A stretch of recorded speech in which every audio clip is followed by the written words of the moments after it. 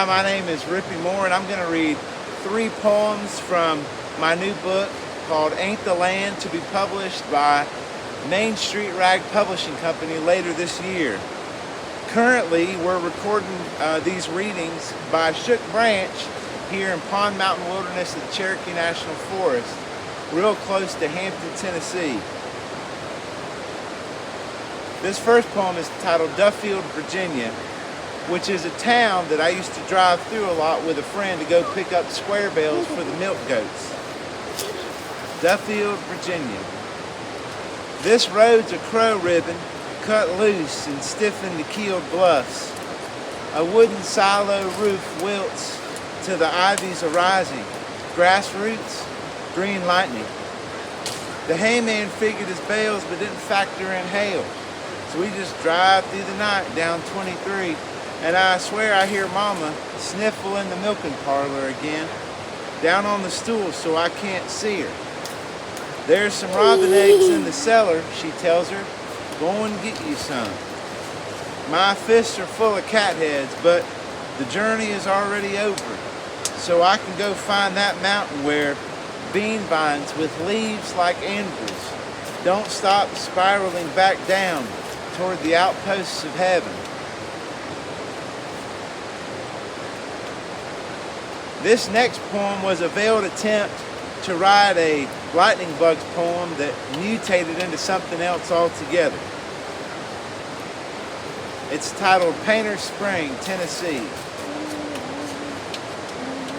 Seeds of green light burst shimmer, air out in the field and up in trees, so clustered by fullness of summer leaf they are hard to distinguish, and harder now that night is full as a ripe tomato, though it was just green on the vine a moment ago, while the leather of my memory is worn smooth as old house shoes.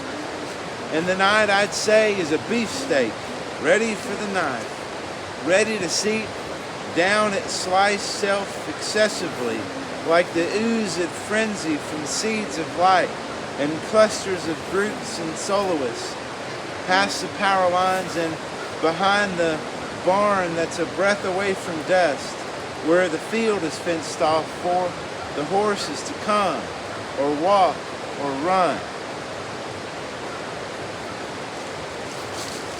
Before I read this last poem, I want to credit Brian Stevens from the Irwin Record for his great article several years ago titled Common Nighthawks, and E.B. Miles for her great book, Our Southern Birds. There's also a term in this poem called jowrin', which is like a mountaineer term for abusive talk. Greystone, Tennessee.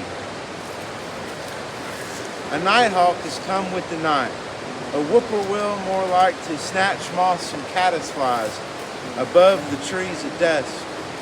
Bull bat with a boom as it pulls out of a dive. It doesn't hesitate to cry, pee, pee, to find its food on the wing. Something I'd like to be doing too, even if I'd have to be mottled brown and velvety.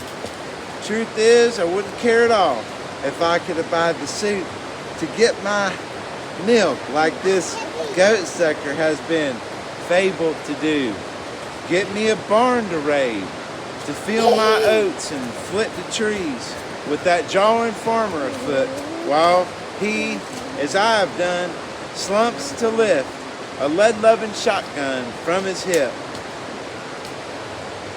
Thank you for tuning in, and if you like any of what you just heard, feel free to pre-order my book, Ain't the Land, or for yourself or for someone else from MainStreetRagBookstore.com.